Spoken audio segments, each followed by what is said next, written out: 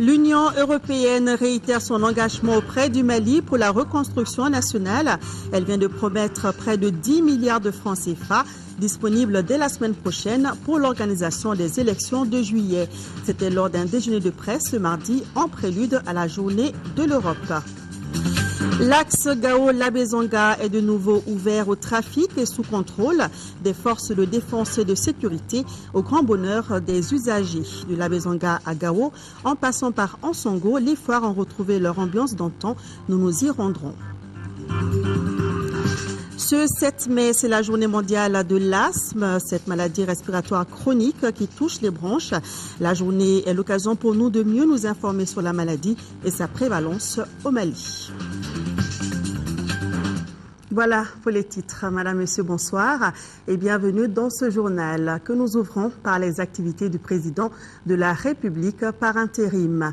Professeur Diankouna Traoré a successivement reçu ce matin 3 délégations, celle de l'Union malienne Raoul Folero, de la plateforme Kel Tamashek et du Conseil national des ordres professionnels du Mali. L'Union malienne Raoul Folero est venue apporter sa contribution à l'effort de guerre. Quant aux 2 autres délégations, elles sont venues prendre conseil auprès du président Traoré. Le reportage est de Mamari Koné. L'Union malienne Raoul Folero ne veut pas rester en marge des efforts de reconquête du territoire national.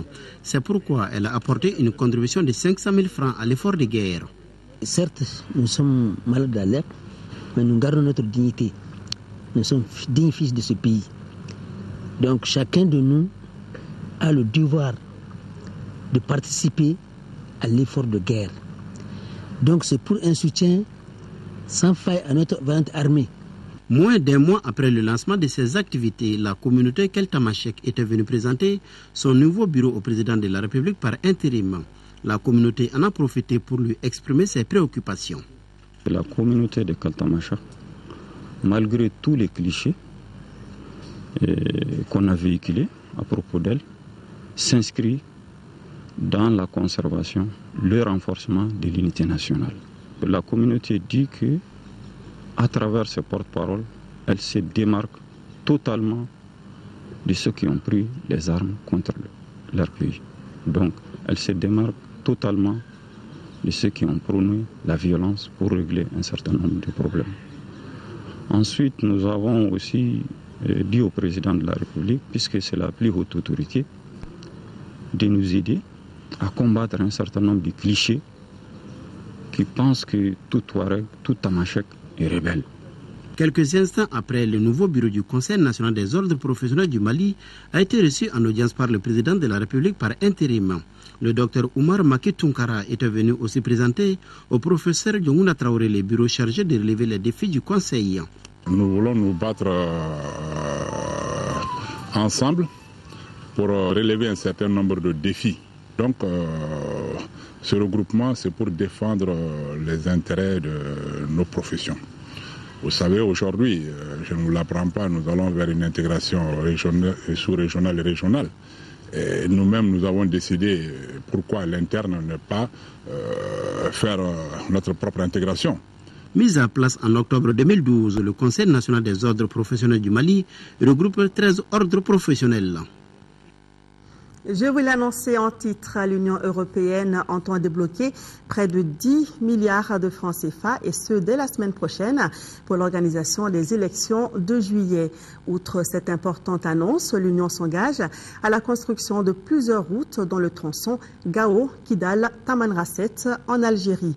Ces informations ont été données au cours d'un déjeuner de presse organisé par la délégation de l'Union européenne au Mali. C'est en prélude à la journée de l'Europe célébrée le 9 mai prochain.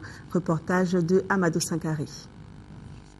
Au cours de cette rencontre avec la presse, l'Union européenne a réaffirmé son engagement à soutenir le Mali pour réussir les nombreux défis qui se posent à lui. Il s'agit notamment de la réconciliation, du retour de l'administration dans les zones libérées et de l'organisation d'élections en juillet prochain. Pour le financement de ces consultations, l'Union mettra dès la semaine prochaine à la disposition de l'État malien 9 milliards 825 millions de francs CFA. Mais auparavant, ce partenaire avait débloqué plus d'1 milliard. À l'Union européenne, on souhaite que ces consultations se passent dans les règles de l'art. Il faudra que les élections présidentielles et les élections législatives ne soient pas trop éloignées, mais soient plutôt dans une période raccourcie. Ça, ce qu'on souhaite, c'est que les élections se font dans un ordre régulier, transparent, inclusif, que chacun accepte le résultat parce qu'il l'a vu, c'est bien fait, c'est bien organisé.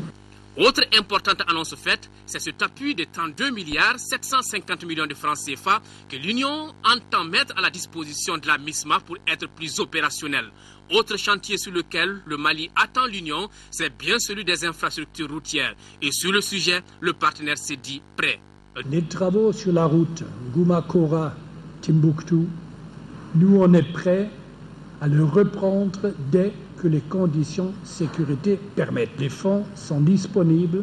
On est d'ailleurs même accordé et discuté avec le gouvernement de faire les travaux qui restent sur le lien Nyono à Goumakora. Donc finalement, avec l'effort qu'on est prêt à donner, il y aura une route goudronnée entre Timbuktu et Bamako pour la première fois dans l'histoire. On a également pris des contacts avec d'autres organisations pour voir quels moyens existent pour lier Tamanrasset avec Kidal et notamment Kidal avec Bamako.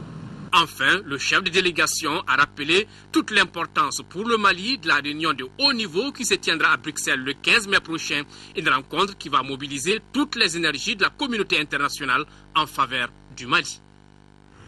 Dans la même lancée, la communauté internationale réaffirme son soutien indéfectible à la commission Dialogue et Réconciliation. Une délégation mixte Nations Unies, Union africaine et CEDEAO l'a annoncé cet après-midi au président Mohamed Sadia Sokona au cours d'une audience. Auparavant, le président de la commission Dialogue et Réconciliation avait reçu en audience l'ambassadeur du Danemark au Mali. Le compte-rendu des audiences, c'est avec Mohamed Diarra. Ce sont des diplomates chevronnés qui arrivent au siège de la commission Dialogue et Réconciliation à Koulouba. Ils ont entre leurs mains une somme de recettes devant servir de source d'inspiration pour la commission. Pour l'ambassadeur du Danemark, la commission Dialogue et Réconciliation est le troisième volet de la transition après la reconquête des régions occupées et l'élection présidentielle. Le diplomate propose un dialogue inclusif entre tous les fils du Mali. Un dialogue qui ne soit pas exclusivement entre le Nord et le Sud, mais entre les populations du Sud, entre les populations du Nord, à travers du territoire malien. Nous sommes tout à fait prêts à accompagner le travail de la Commission, qu'il faut bien gérer tous les acteurs qu'il y a dans ce dialogue qui se mène pour le moment, et que Danemark peut accompagner, mais ne va pas dupliquer. La délégation mixte Nations Unies, Union africaine et CEDEAO est venue réaffirmer le soutien de la communauté internationale à la commission Dialogue et Réconciliation. Les membres de la communauté internationale se sont félicités que la commission est là. Ils ont souhaité qu'elle commence à travailler le plus rapidement possible. Ils ont dit qu'ils sont prêts à soutenir la commission au niveau politique et au niveau matériel. Des échanges assortis de contributions qui devront guider les premiers pas des membres de la commission Dialogue et Réconciliation pour un meilleur accomplissement de leur mission. La 56e session extraordinaire du Conseil des ministres de l'Organisation pour la mise en valeur du fleuve Sénégal s'est tenue ce matin ici à Bamako. Les ministres en charge du secteur ont convenu, entre autres, de la révision du tarif de l'énergie de Malintali et du financement des travaux de réparation des groupes du barrage. Il prévoit également l'exploitation de la puissance disponible de la centrale du Félou. Reportage de Bourama Traoré. L'Organisation pour la mise en valeur du fleuve Sénégal fait face à 2 défis majeurs. Le premier, c'est la difficulté de recruter un nouvel opérateur des ouvrages de Manantali et Filou. Le second défi, c'est le manque d'équilibre financier de la Société de gestion de l'énergie de Manantali Sogem. 2 préoccupations au cœur de cette 56e session extraordinaire du Conseil des ministres de l'OMVS. Il s'agit de problématiques urgentes qui doivent être traitées dans toute leur complexité, dans le respect d'une part de nos intérêts stratégiques liés à la continuité de fourniture d'électricité à nos sociétés nationales, à la préservation durable de notre patrimoine. La rencontre de Bamako est donc jugée capitale. L'enjeu est de prendre des mesures nécessaires pour assurer l'équilibre financier de la SOGEM, sans quoi parvenir à la satisfaction des besoins des populations de l'espace en énergie devient une mission très difficile. Au nombre des mécanismes devant assurer la cohérence technique et financière de ce système, figure au niveau de la SOGEM le mécanisme de la garantie de paiement des dettes, l'abondement régulier des fonds spéciaux et le respect des dispositions du protocole tarifaire. D'autres mesures sont également annoncées, parmi lesquelles le financement des travaux de réparation et de révision des groupes de Manantali, la révision du tarif de l'énergie de ces barrages et l'exploitation de la centrale de Filou. Les conclusions auxquelles nous avons abouti, c'est que premièrement, il y a une absolue urgence de reprendre en main la gestion de Manantali. Donc la SOGEM et l'OMVS ont reçu mandat d'engager des négociations tous et sans délai, de façon à ce que la gestion de l'ensemble de ce complexe-là revienne dans des mains plus sûres et dans des conditions absolument équitables pour le pays. La deuxième conclusion à laquelle nous avons abouti, c'est qu'il faut assurer l'équilibre financier de la SOGEM, c'est-à-dire que les revenus permettent de couvrir les charges. La mise en œuvre de ces recommandations devra contribuer à imprimer une nouvelle dynamique à l'organisation commune. Une organisation dont le credo est de faire de l'eau un facteur d'intégration des peuples des 4 pays. Le Mali est très fier d'appartenir à cet espace à nul autre pareil qu'est l'OMVS. Un espace d'intégration régionale qui a déjà plus de 40 ans de coopération avec le développement d'infrastructures communes que sont notamment l'aménagement à but multiple des Manantali à vocation agricole, énergétique et de navigation. La 56e session extraordinaire du Conseil des ministres de l'OMVS a été précédée de la rencontre des experts des 4 pays. Cette session est une recommandation de la 15e conférence des chefs d'État et de gouvernement de l'organisation tenue en Mauritanie au mois de mars. Autre sujet, plusieurs partis politiques et associations sont venus remettre des dons au ministre de l'Économie, des Finances et du Budget pour soutenir l'effort de guerre. En tout, ils ont remis plus de 13 millions de francs CFA. Le ministre Tiena Coulibaly a remercié les donateurs tout en leur assurant que ces dons seront utilisés uniquement pour les besoins de l'armée malienne. Rachel Tessougui.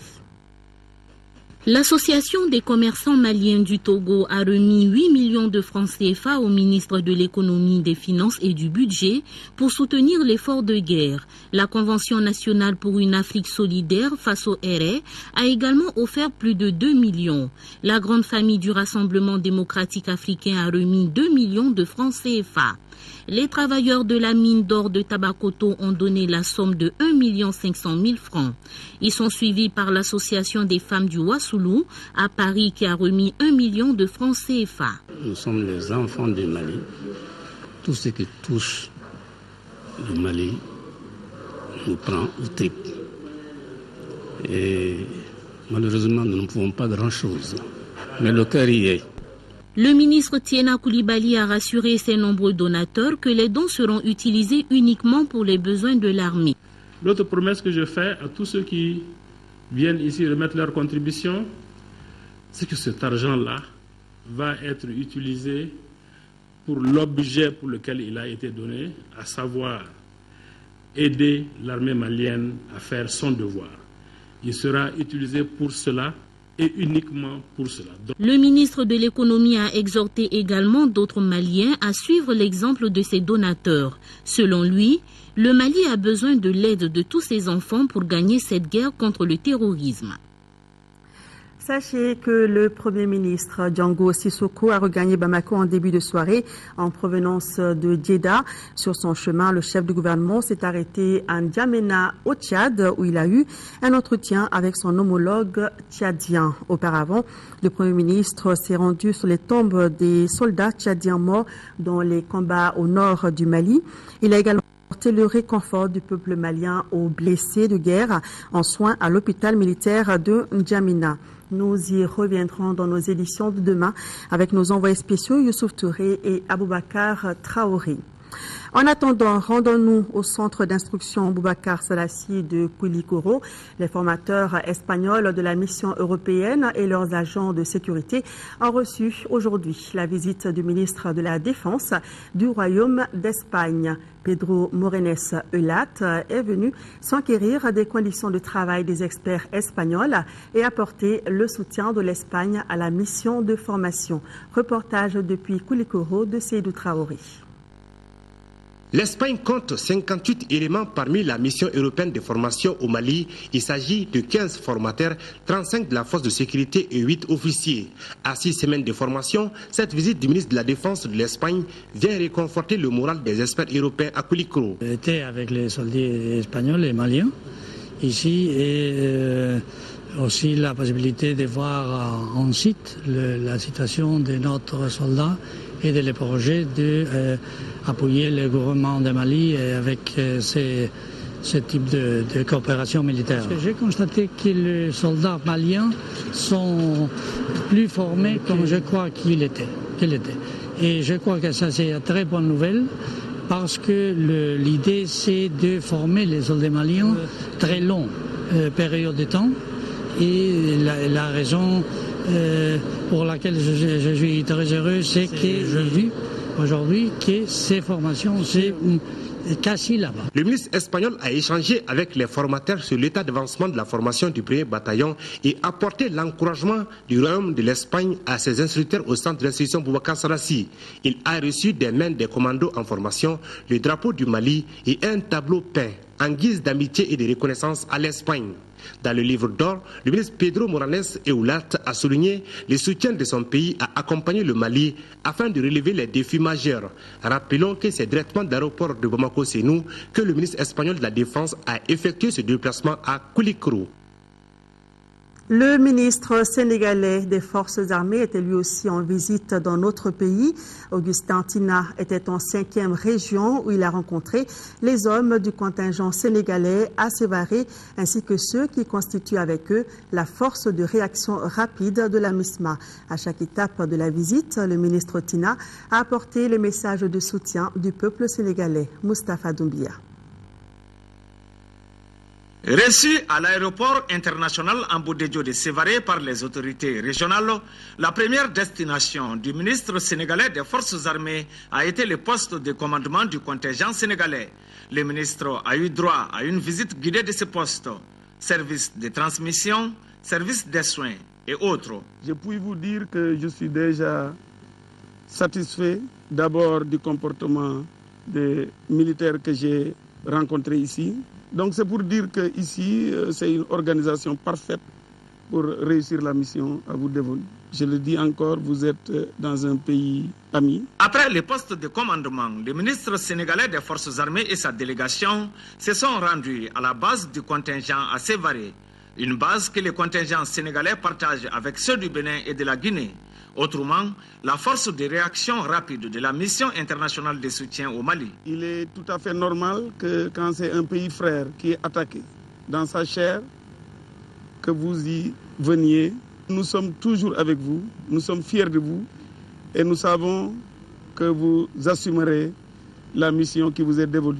Je profite de l'occasion aussi pour féliciter les amis béninois avec lesquels nous partageons cet espace. Donc recevez aussi nos félicitations pour ce que vous faites pour un pays frère, un pays africain. A signaler que le contingent sénégalais compte 572 hommes répartis entre la compagnie motorisée, la compagnie d'appui et la compagnie de commandement d'appui et de services. Une partie de ces contingents est déployée dans la région. À Tombouctou, c'est une importante quantité de denrées alimentaires que le gouvernement du Mali a apporté aux déplacés de retour dans la ville. La remise officielle de ces dons a été effectuée par le ministre de l'Action humanitaire, de la solidarité et des personnes âgées. Dr Mamadou Sidibé a également remis la somme de 5 millions de francs CFA comme soutien aux familles. Les temps forts de cette mission en 6e région avec Yéya Tandina. L'arrivée du ministre du Développement social, de la Solidarité et de l'Action humanitaire à Tombouctou a été un offre de soulagement pour les populations de la région. Appuyer les déplacés de retour et accompagner les populations sur place par des denrées alimentaires ont constitué les temps forts de cette visite. Cet appui est constitué de 100 tonnes de riz, 2 tonnes de lait, 37 tonnes de kits alimentaires, plus 5 millions de francs CFA. Au nom du gouvernement, venir dire à ces populations que nous pensons à eux, que nous essayons de faire ce que nous pouvons pour eux.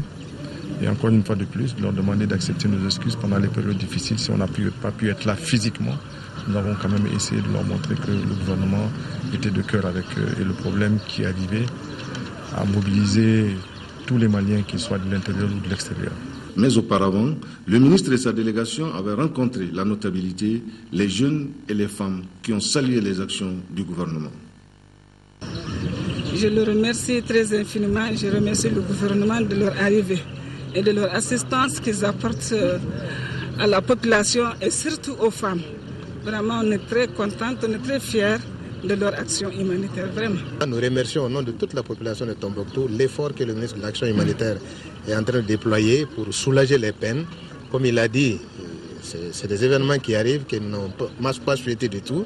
Mais en tout cas, la population accueille avec la plus grande importance tous les gestes qu'il est en train de faire. Des kits alimentaires ont été remis à certains déplacés et une visite à domicile a été rendue dans la famille Kantao de retour. Ici, le ministre a rassuré les déplacés qu'une prise en charge intégrale des soins des enfants serait assurée par le gouvernement. Et puis, ces derniers temps, des tirs ont été entendus à Ber, une localité située à 60 km de Tombouctou. Aussitôt, les forces armées du Mali se sont déployées sur le terrain hier matin. Avant leur arrivée, les terroristes avaient déjà abandonné la ville. Sur place, les soldats ont procédé à une fouille maison par maison à la recherche d'individus et d'objets suspects. C'est ainsi que 23 personnes ont été arrêtées, des armes et des véhicules saisis. Nous y reviendrons dans nos prochaines éditions avec nos envoyés spéciaux sur place. Nous restons dans le nord du pays. L'axe Gao-Labezanga est sous contrôle des forces de défense et de sécurité. Malgré la destruction en partie du pont de Tassiga par le Mujiao, les trafics routiers ont repris à la satisfaction des usagers. De Labezanga à Gao, en passant par Ansongo, les foires ont retrouvé leur ambiance d'antan. Pour s'imprégner de ces réalités, notre équipe de reportage à Gao a fait le trajet suivant Driss Akone et Djibril Bagayoko.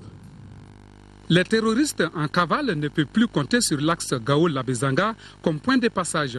En plus des patrouilles des forces de défense, les jeunes s'organisent à la sécurisation de leur village. C'est ainsi qu'à Labezanga, 5 terroristes en fuite ont été interceptés et remis à l'armée malienne et nigérienne en février dernier. De Labezanga jusqu'au poste nigérien, jusqu'à la police, tout ce qui nous dépasse, on avise le Niger, qu'ils viennent au secours.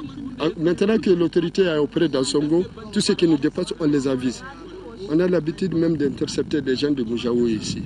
Ces actes ont permis de sécuriser l'axe Labezanga-Gao au grand bonheur des transporteurs. Ces usagers et leurs passagers étaient devenus une proie du MNLA et ses acolytes. Cet axe était fréquemment emprunté par ces bandits à la recherche des butins.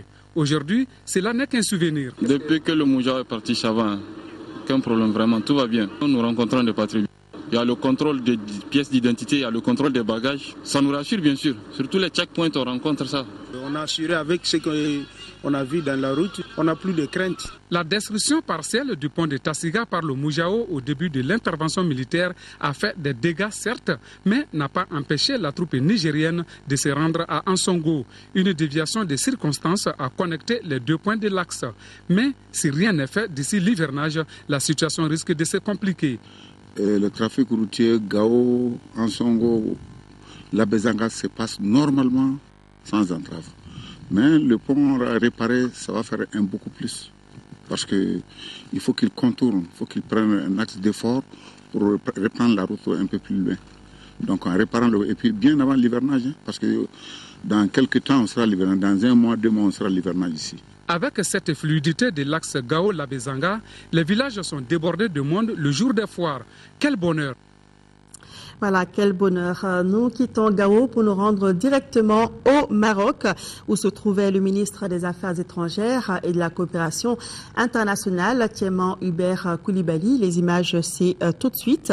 Tieman Hubert Coulibaly était donc en visite officielle d'amitié et de travail à Rabat, au Maroc. Durant son séjour, le ministre a été reçu en audience par le Premier ministre marocain et les présidents des 2 chambres. Il a également eu des entretiens avec son homologue marocain et plusieurs autres personnalités du royaume. Cette visite a été l'occasion pour les 2 parties d'exprimer leur volonté à renforcer et dynamiser la coopération bilatérale dans les domaines de l'éducation, l'agriculture, la santé, le tourisme et la culture, entre autres. Voilà, le ministre des Affaires étrangères et de la coopération internationale qui était en visite d'amitié et de travail à Rabat, au Maroc. Et puis, sachez que le ministre des Affaires étrangères et de la coopération internationale, Tieman Hubert Coulibaly, animera une conférence de presse demain, mercredi 8 mai, à partir de 15h dans la salle de conférence de son département. La presse nationale et internationale y est cordialement conviée. À cet effet, un bus sera disponible à 14h au niveau du parc zoologique pour assurer le transport des participants. Rendons-nous à présent à Caille, où les préparatifs des élections de juillet vont bon train. Pour faire le point, le gouverneur a rencontré ce mardi les préfets des 7 cercles de la région. Principaux sujets évoqués, l'acheminement du matériel électoral dans les villages et l'insuffisance des moyens de déplacement et de communication, entre autres. Les précisions de Mahamadi Aloubari. Pour cette rencontre entre le gouverneur des régions, le colonel Salif Traoré, et les préfets de 7 cercles de la région de Caille, un seul point était inscrit à l'ordre du jour, à savoir faire le point sur les préparatifs des élections de juillet 2013. Tous les préfets ont pris la parole pour présenter la situation dans leur localité. Il ressort de leur communication que tout le matériel électoral, urne, isoloir est déjà sur place, mais son acheminement dans les villages pose problème. Les préfets souhaitent avoir aussi les moyens de communication pour la transmission des données. Le préfet du cercle de Kita dira que son cercle est fin prêt pour les élections avec ses 165 339 électeurs et 669 bureaux de vote. En termes effectivement de prise d'actes, les actes concernant les décisions des commissions d'organisation, les décisions concernant les cas de concertation ont été déjà pris. Le gouverneur et son cabinet ont partagé avec les préfets leurs expériences en matière de gestion des imprévus. Le gouverneur rassure. Et je dois dire que j'ai été rassuré, je suis satisfait, puisque j'ai découvert qu'au niveau de chaque cercle, le matériel qui a été envoyé depuis peut faire exactement les élections au niveau de 2013.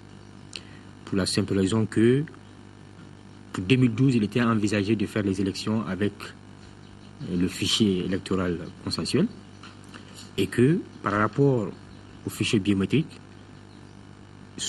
par endroit, le nombre d'électeurs a baissé, par endroit, c'est presque stationnaire et dans tous les cas, ça ne nécessite pas l'envoi de nouveaux matériels à notre niveau. En tout cas, tous les Maliens doivent conjuguer leurs efforts pour relever le deuxième défi majeur du gouvernement de transition, qui est l'organisation d'élections libres, crédibles et transparentes. Retour à Bamako. Les travaux du 3e conseil de direction des domaines et du cadastre ont pris fin cet après-midi à la dette publique. Les participants ont, entre autres, passé en revue la gestion foncière et analysé les difficultés du secteur. Les principales recommandations issues de la rencontre avec Abdraman Maïga.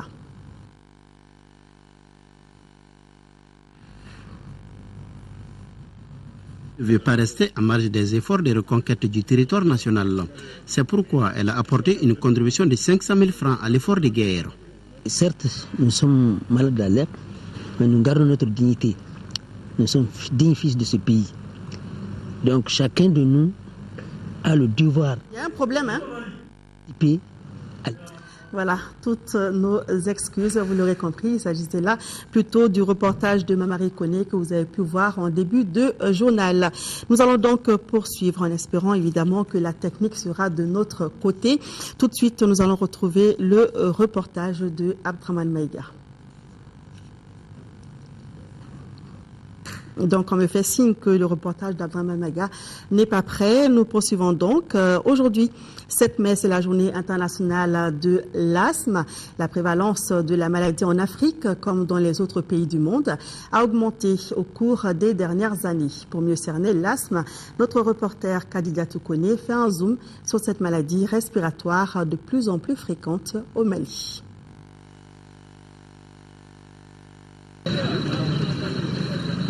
La journée mondiale de l'asthme se déroule chaque année le premier mardi du mois de mai. Elle a pour but d'échanger et d'informer sur cette maladie. L'asthme est une maladie chronique, inflammatoire, qui atteint surtout les bronches, jusqu'au niveau des bronchioles, et qui entraîne des difficultés respiratoires, surtout au moment où le malade expire.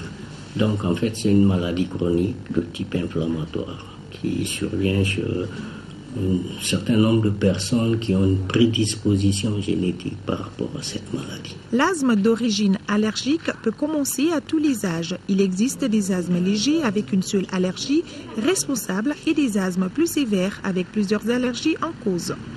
Ça peut être climatique, ça peut être l'environnement, la poussière, ça peut être alimentaire. On dispose aujourd'hui de traitements efficaces, quel que soit le degré de sévérité de l'asthme. La nébulisation, c'est le traitement par voie locale des asthmatiques, c'est-à-dire que c'est des appareils qui font une production de produits. Les solutions liquides, par exemple, qu'il est en train de mettre, un peu de bricanil, c'est un bronchodilatateur, il le met dedans, et le rôle de cet appareil est de transformer ce liquide en gaz. Et en ce moment, ça fait une nébulisation pour le malade. Et les gaz, qui sont des bronchodilatateurs, vont entrer directement par le nez et la bouche chez le malade et va atteindre directement les bronches pour pouvoir les dilater et grossir un peu le calibre de ces bronches. Cet appareil est ce que l'on appelle un pic-flow.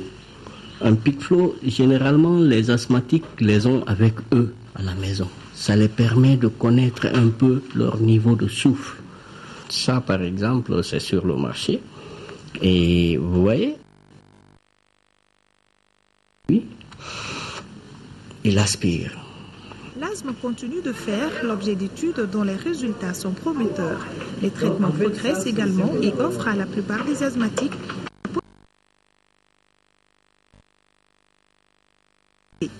J'ai un calmant qui me permet vraiment de pouvoir faire ma vie avec. Donc une fois que j'utilise ce médicament, le traitement, la crise, ça passe. Souvent je ne peux pas, mais vraiment en réalité, à un certain niveau, je ne peux pas. L'asthme est une maladie très fréquente qui, malgré les grands progrès thérapeutiques réalisés au cours des dernières décennies, continue à faire malheureusement des victimes. Avec la surinfection et l'encombrement qui se fait, si on ne soigne pas, ça peut être à la base plus tard de lésions, mais surtout, ce qu'il faut savoir, c'est que ça peut s'aggraver jusqu'à arriver au stade qu'on appelle un peu le stade d'asthme aigu grave, ou le stade de mort imminente, où le malade est véritablement en détresse et peut décéder. Il est indispensable d'informer les asthmatiques et leurs proches sur les conséquences de la maladie. Il faut également inciter les malades à recourir à leur médecin traitant, car l'asthme ne doit pas pour autant être banalisé. Il reste une maladie respiratoire préoccupante. Voilà, et toujours en santé, Save Children vient de publier le rapport 2013 sur l'indice des mères, donc des mamans. Dans ce rapport, il ressort que la République démocratique du Congo est le pays où il est le plus difficile d'être mère au monde. La Finlande est le meilleur. La situation des mères dans le monde est un classement unique de 176 pays indiquant ceux qui soutiennent les mères et ceux qui n'y parviennent pas. Il évalue le bien-être des mères à l'aide d'indicateurs de la santé maternelle, de la mortalité infantile, des niveaux d'éducation et du revenu des femmes ainsi que de leur statut politique. Selon ce rapport, le Niger, le Mali, la Sierra Leone et la Somalie figurent parmi les 5 derniers pays du classement mondial, en plus de la RDC. Sur un tout autre sujet, remise d'équipements et de fournitures à la mairie de la commune de Ganyaka par la société des mines d'or de Kanala Sonika SA. La cérémonie s'est déroulée en présence des autorités communales, administratives et scolaires. Ces équipements devront combler le déficit pédagogique, améliorer les conditions de travail des enseignants et relever le niveau des élèves. La Sonika SA intervient dans 3 domaines, notamment dans l'éducation, la santé et l'adduction d'eau. Voilà, remise donc d'équipements et de fournitures à la mairie de la commune de Ganyaka par la société des mines d'or de Kalana Sonika SA. Voilà, les équipements devront combler le déficit pédagogique, améliorer les conditions de travail des enseignants et relever le niveau des élèves. La Sonika SA qui intervient dans 3 notamment l'éducation, la santé et l'eau. À présent, sport football, championnat national de Ligue 1. Le CSK s'est positionné hier en battant l'ASOM 2-0. C'était lors de la 22e journée au stade Modibo Keita. Un match suivi pour nous par Assa Soumari. Le CSK et l'ASOM, suite à leur défaite de la 21e journée, face respectivement au Djoliba Athletic Club 0-5 et à l'Est Real 0-1, doivent mieux se positionner. Ce sont plutôt les Bleus du CSK qui réussiront leur pari en s'imposant aisément face à l'équipe de Misra 2-0. Supérieurs physiquement et tactiquement, les Boys du CSK mènent en toute logique 1-0 depuis la 9e minute grâce à un tir de Bouye Kanté. Les joueurs de la Somme sont fébriles sur le plan défensif et se montrent imprécis pour se créer de franches occasions.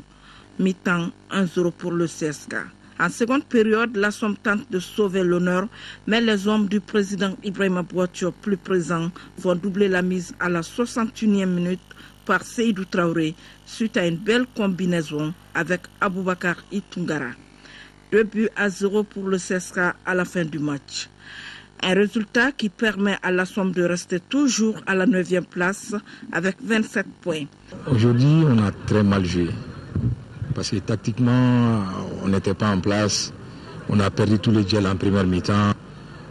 Il y a eu trop de défense défensif. On a commis trop de fautes pour avoir vraiment la même mise sur le match. Parce que dans un match comme ça, CSK c'est un adversaire direct pour le maintien. Quand tu joues contre un adversaire direct sur le maintien, il ne faut pas commettre des erreurs. Une équipe qui va commettre moins des erreurs va l'emporter. Aujourd'hui, c'est CSK qui a commis moins des erreurs. À l'emporter, ils ont mérité leur victoire. Quant au CSK, de la 12e, il remonte à la 11e place avec 24 points. Et la priorité, c'est désormais le maintien. Nous avons gagné presque tous les duels. Nous sommes en train de chercher le maintien. Donc tous les matchs sont comme des finales pour nous. Donc nous allons nous battre pour avoir des points et pouvoir nous sécuriser. Prochaine journée, le CSK sera face à Attar Club de Kidal et l'ASOM en découdra avec l'USFAS.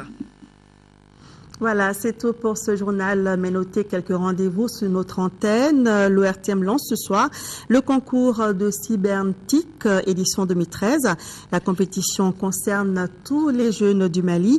Le concours sera lancé dans le 156e numéro de Cybernetic, diffusé après ce journal. Ibrahima Traoré et toute son équipe vous proposent aussi des reportages et des traditionnelles rubriques comme Cyber News, l'invité et le jeu. Participez nombreux pour gagner des ordinateurs portables, des formations et plein de cadeaux. Merci à vous d'être restés des nôtres et toutes nos excuses pour les problèmes techniques rencontrés au cours de ce journal. Merci de votre compréhension. Je vous retrouve demain soir, mais avant, Sira Bakili vous donne rendez-vous à 10h et à 13h. Bonsoir.